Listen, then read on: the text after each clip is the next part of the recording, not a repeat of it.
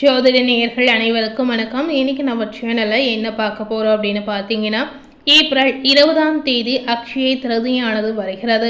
இந்த அக்ஷய திருதியை பார்த்தீங்கன்னா மிகவும் ஒரு அற்புதமான யோகமான அதிர்ஷ்டமான ஒரு நாளாகவே சொல்லலாங்க. இந்த அக்ஷய திருதியை நாளிலிருந்து கிரகங்களுடைய மாற்றத்தால் ஒவ்வொரு ராசினியர்களுக்கும் என்ன மாதிரியான விளைவுகள் ஏற்பட போகுது, என்ன மாதிரியான மாற்றங்கள் உங்களுடைய வாழ்க்கையில் காத்திருக்கிறது அப்படிங்கிறத நாம் இந்த வீடியோ மூலம் தெரிந்து கொள்ளலாம். ஸோ இன்னைக்கு எந்த ராசி நேயர்களுக்கு பார்க்க போகிறோம் அப்படின்னு பார்த்தீங்கன்னா, சிம்மம் ராசி நேயர்களுக்கு இந்த அக்ஷய திருதியை நாள் எப்படிப்பட்ட ஒரு நாளாக இருக்க போது, உங்களுக்கு அதிர்ஷ்டங்கள் யோகங்கள் கிடைக்க போதா இல்லையா அப்படிங்கிறத நாம் பார்க்கலாம். இந்த காலகட்டம் முழுமையாகவே சிம்ம ராசினியர்களுக்கு ஏற்ற காலகட்டமாக அமைய போகுது அப்படின்னு நம்ம சொல்லலாங்க. ஸோ இதனைத் தொடர்ந்து இந்த அக்ஷய திருதியை நாளினுடைய சிறப்புகளும் இந்த நாளில் விரதம் இருக்கக்கூடிய முறைகளையும் முதல்ல நாம பார்க்கலாம். அதன் பிறகு சிம்ம ராசினியர்களுக்கு என்ன பலன் கிடைத்திருக்கு அப்படிங்கிறத நாம முழுமையாகவே தெரிந்து கொள்ளலாம். சித்திரை மாதம் வளர்ப்பிறையில் வரக்கூடிய திருதியை நம்ம அக்ஷய திருதி அப்படின்னு சொல்லலாங்க. அக்ஷயம் என்றால் பார்த்தீங்கன்னா வளருவது பெருகுவது என்று அர்த்தமாகவே சொல்லப்படுது. இப்படிப்பட்ட அக்ஷய திருதி என்று நாம் என்ன பொருள் வாங்கினாலும் அந்த பொருள் பார்த்தீங்கன்னா இரட்டிப்பாக பெருகி நமக்கு வளம் சேர்க்கும் அப்படின்னு ஐதீகமாகவே சொல்லப்படுது. அதாவது குறைவில்லாத செல்வத்தை அள்ளி தரக்கூடிய ஒரு திருநாளாகவே இந்த அக்ஷய திருதியை நம்ம சொல்லலாம். இந்த நாளினுடைய சிறப்புகள் என்ன அப்படின்னு பார்த்தீங்கன்னா, தர்மர் சூரிய பகவானை வேண்டி அக்ஷய பாத்திரம் பெற்றதும் இந்த நாளில் அப்படின்னு சொல்லப்படுது. இது போலவே மணிமேகலை அக்ஷய பாத்திரம் பெற்றதும் இந்த நாளில் தாங்க. இவ்வளவு ஏன் பார்த்தீங்கன்னா, சிவபெருமான் அன்னபூரணி தாயாரிடம் தனது பிச்சை பாத்திரம் நிரம்பும் அளவு உணவை பெற்றதும் இந்த நாளில் அப்படின்னே சொல்லப்படுது. பகவான் பரசுராமர் அவதரித்த நாளும் இந்த நாள். அதுபோலவே புனித நதி கங்கை பூமியை தொட்ட நாளும் இந்த நாள் அப்படின்னே சொல்லலாங்க. ஸோ இந்த அக்ஷய திருதியை நாளிற்கு நிறைய சிறப்புகள் இருக்கு அப்படின்னே சொல்லலாம். இந்த சிறப்புகளை நாம் சொல்லிக்கொண்டே போகலாங்க. இந்த அக்ஷய திருதியை நாளில் முக்கியமாக நீங்க செய்ய வேண்டியவை என்ன அப்படின்னு பார்த்தீங்கன்னா, இந்த நாளில் தங்கம் மட்டும் வாங்காமல் உப்பு, அரிசி, ஆடைகள் மற்றும் விலை உயர்ந்த எந்த ஒரு பொருளை வாங்கினாலும் அது பல மடங்கு பெருகும் அப்படின்னு ஐதீகமாகவே சொல்லப்படுது. இதனால இந்த அக்ஷய திருதியை தினத்தில் புதிய தொழில் தொடங்கணும்னு ஆசைப்படக்கூடிய நேயர்கள் நிச்சயமாக நீங்க தொடங்கலாம். பூமி பூஜை செய்வதற்கு உகந்த நாளாகவே இந்த நாளை சொல்லப்படுது. ஏழைகளுக்கு தானம் செய்யலாம், பிதர்களுக்கு தர்ப்பணம் செய்யலாம். இப்படி செய்வதன் மூலம் அவர்களுடைய ஆசீர்வாதம் உங்களுக்கு பரிபூரணமாக கிடைப்பதோடு உங்களுடைய வாழ்க்கை சிறப்பாக வாழக்கூடிய ஒரு வாய்ப்பு நிச்சயமாக உங்களுக்கு கிடைக்குங்க. இந்த அக்ஷய திருதியை நாளில் விரதம் இருக்கக்கூடிய முறைகளை இப்ப நம்ம பார்க்கலாம். அக்ஷய திருதியை நாளன்று விடிவதற்கு முன்பாக எழுந்து சுத்தபத்தமாக நீராடி பூஜை அறையை சுத்தம் செய்து முதலில் விளக்கேற்றி நீங்க வழிபாடு செய்யலாம். அதன் பிறகு கோலம் போட்டு அதன் மீது ஒரு பலகையை நீங்க வைக்கணும்.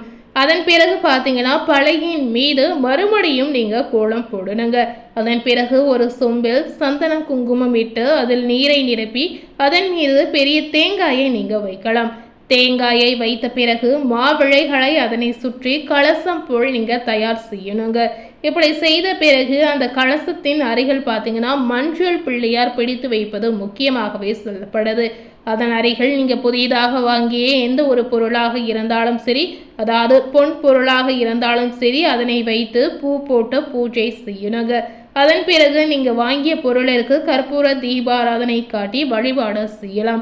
இப்படி செய்து வந்தீங்கன்னா வளமான செல்வம் நிச்சயமாக உங்களுக்கு பெருகும். இந்த அக்ஷய திருதியை நாளில் ஏழைகளுக்கு உங்களால் முடிந்தால் அன்னதானம் நீங்க செய்யலாம். உங்களால் முடிந்தால் 2 பேருக்காவது அன்னதானம் நீங்க வாங்கி கொடுக்கலாம். உணவு, வஸ்திரம் போன்றவற்றை தானமாக நீங்க கொடுக்கலாம். உங்களுக்கு என்ன பொருளை தானமாக கொடுக்க முடியுதோ அந்த பொருளை முடிந்த அளவுக்கு தானமாக கொடுத்து பாருங்க. இந்த நாளில் பசுவிற்கு கீரை வகைகளை கொடுக்கலாம். இந்த நாளில் நீங்க அன்னதானம் செய்வது மிகப்பெரிய புண்ணியமாகவே சொல்லப்படுது. ஸோ அதனால முடிந்த அளவுக்கு இந்த விஷயத்தை நீங்க செய்திடுங்க. இந்த அக்ஷய திருதியை தினத்தன்று வெண்மை நிற பொருட்கள் விசேஷமாகவே சொல்லப்படுது. இதனால வெண்ணிற மல்லிகைப்பூ, வெண்பட்டு ஆடை, வெண்ணிற பால் பாயாசம் இவைகளை பயன்படுத்துதல் இன்னும் சிறப்பாகவே சொல்லப்படுது. இந்த அக்ஷய திருதியை நாளில் தங்கம் தான் வாங்க வேண்டும் என்று முதல்ல நீங்க நினைக்கவே கூடாதுங்க. வசதி உள்ளவர்கள் வாங்கலாம், வசதி இல்லாதவர்கள் நிச்சயமாக உப்பு, மஞ்சள், நெல், அரிசி இந்த மாதிரி பொருட்களை வாங்கி லக்ஷ்மி படத்திற்கு முன்பாக வைத்து நீங்க வழிபாடு செய்யலாம். இப்படி நீங்கள் செய்து வந்தீங்கன்னா கண்டிப்பாக மகாலட்சுமியினுடைய அருள் உங்களுக்கு பரிபூரணமாக கிடைப்பதோடு அவர்களுடைய ஆசீர்வாதமும் நிச்சயமாக உங்களுக்கு கிடைக்கும். இதனால உங்களுக்கு சகல ஐஸ்வர்யமும் நிச்சயமா உங்களுக்கு கிடைக்குங்க. முடிந்த அளவுக்கு இந்த அக்ஷய திருதியை நாளில் இந்த மாதிரி விஷயங்களை கண்டிப்பாக நீங்க செய்யலாம். இந்த அக்ஷய திருதியை நாளிலிருந்து சிம்ம ராசி நேயர்களுக்கு என்ன மாதிரியான பலன்கள் காத்திருக்கு அப்படிங்கிறத நாம இப்ப பார்க்கலாம். சிம்ம ராசி நேயர்களுக்கு அஷ்டம சனி என்றாலும் பணம் கொட்டக்கூடிய ஒரு அற்புதமான யோகங்கள் நிச்சயமாக இருக்கிறது. கடன் மட்டுமே இந்த காலகட்டத்தில் நீங்கள் வாங்கவே கூடாதுங்க. ஸோ எந்த விஷயத்த செய்யணும், எந்த விஷயத்தில் உங்களுக்கு யோகங்களும் அதிர்ஷ்டங்களும் ஏற்பட போகுது அப்படிங்கிறத நாம் இப்போ தெரிந்து கொள்ளலாம். பொதுவாகவே சிம்ம ராசினியர்களுக்கு இந்த காலகட்டம் முழுமையாகவே நிறைய யோகங்கள் நிறைந்த காலகட்டம் அப்படின்னே சொல்லலாம். தங்கம் வாங்குவதற்கும் புதிய முயற்சிகளை செய்வதற்கும் ஒரு சிறந்த காலகட்டம் அப்படின்னே சொல்லப்படுது. ஸோ இந்த நேரத்தில் நீங்கள் ஏதாவது ஒரு புதிய விஷயத்தை செய்யணும்னு நினச்சிங்கன்னா கண்டிப்பாக நீங்கள் ஆரம்பிக்கலாம். இந்த காலகட்டம் நீங்கள் எதை செய்தாலுமே உங்களுக்கு பாசிட்டிவான பலன் கிடைக்கக்கூடிய ஒரு அற்புதமான யோகங்கள் நிறைந்திருக்கு அப்படின்னே சொல்லப்படுது. அதனால் நீங்கள் தைரியமாகவே எந்த ஒரு முயற்சியாக இருந்தாலும் செய்யலாம். சிம்ம ராசினியர்களுக்கு உங்களுடைய ராசி அதிபதியாக இருக்கக்கூடிய சூரிய பகவான் பாக்கியஸ்தானத்தில் அமர்ந்து கொண்டு உச்ச வளத்தில் வலிமையாக இருக்கக்கூடிய இந்த காரணத்தினால் சிம்ம ராசினியர்களுடைய எண்ணங்கள், செயல்கள், சிந்தனைகள் அனைத்துமே சிறப்பாக இருக்குங்க. சுறுசுறுப்பாக தன்னம்பிக்கையுடன் செயல்படக்கூடிய ஒரு நேரம் அப்படின்னே சொல்லப்படுது. சிம்ம ராசினியர்களுக்கு அஷ்டம சனி ஆரம்பித்துள்ளதால் மனதில் சில குழப்பங்கள் நிச்சயமாக உண்டாகும். ஸோ இந்த காலகட்டம் நிச்சயமாகவே நீங்கள் எதிர்பார்த்த விஷயங்கள் நீங்கள் நினைத்து பார்க்காத நேரத்தில் நல்லபடியாக நடந்து முடியலாம். இந்த காலகட்டத்தில் சிம்மராசினியர்கள் எந்த ஒரு முடிவுகளை எடுத்தாலும் அதில் சரியாக இருக்க வேண்டுங்க. இல்லை என்றால் பார்த்தீங்கன்னா யாரிடமாவது ஏமாற்றுவதற்கான வாய்ப்பு உங்களுக்கு ஏற்படும். புதிய விஷயங்களை செய்யும் போது ஒரு முறைக்கு இருமுறை யோசித்து செயல்படுவது உங்களுக்கு நல்லது அப்படின்னே சொல்லலாம். தனத்தை கையாளுகிற விஷயத்துல கவனமாக இருக்கணும். வாக்கு விஷயத்துல அதே போல நீங்க கவனமாக இருப்பது ரொம்ப ரொம்ப அவசியமாகவே சொல்லப்படுது. யாருக்காவது ஜாமீன் கையெழுத்து போடுவதை இந்த மாதிரி விஷயங்களில் நீங்க ஈடுபடும் போது கண்டிப்பாக இந்த விஷயத்தை நீங்க தவிர்க்கணும். அதுபோலவே தொழில் விஷயத்துல விழிப்புணர்வுடன் இருப்பது அவசியம்.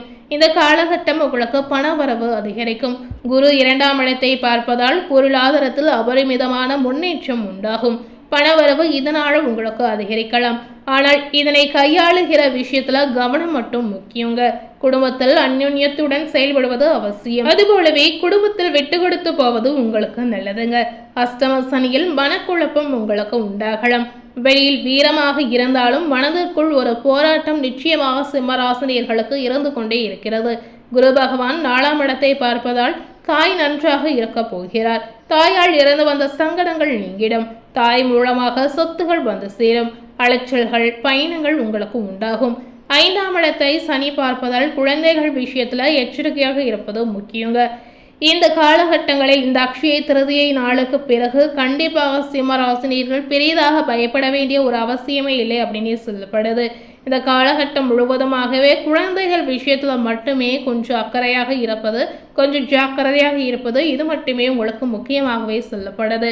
கடன் விஷயத்துல மிகுந்த கவனமாக இருக்கணும். இந்த நேரத்தில் கடன் வாங்கினால் கண்டிப்பாக இதன் மூலம் ஏதாவது ஒரு வகையில சிக்கல் பிரச்சனை உண்டாகும். இதனால அதிக அளவில் கடன் வாங்குவதை நீங்க தவிர்க்கலாம். இந்த காலகட்டத்தில் உங்களுடைய ஆரோக்கியத்துல மிகுந்த எச்சரிக்கையாக இருப்பது முக்கியம். உணவு விஷயத்துல கட்டுப்பாட்டோடு இருப்பது சிம்மராசினியர்களுக்கு அவசியமாகவே சொல்லப்படுது. வழக்கு போன்ற விஷயத்துக்குள் போகாமல் இருப்பது உங்களுக்கு நல்லதுங்க. அதுபோலவே வேலையில் அழுத்தங்கள் உண்டாகலாம். அவசரப்பட்டு உணர்ச்சி வசப்பட்டு வேலையை விட்டு வெளியில் வரக்கூடிய ஒரு நிர்பந்தம் உங்களுக்கு ஏற்படும்.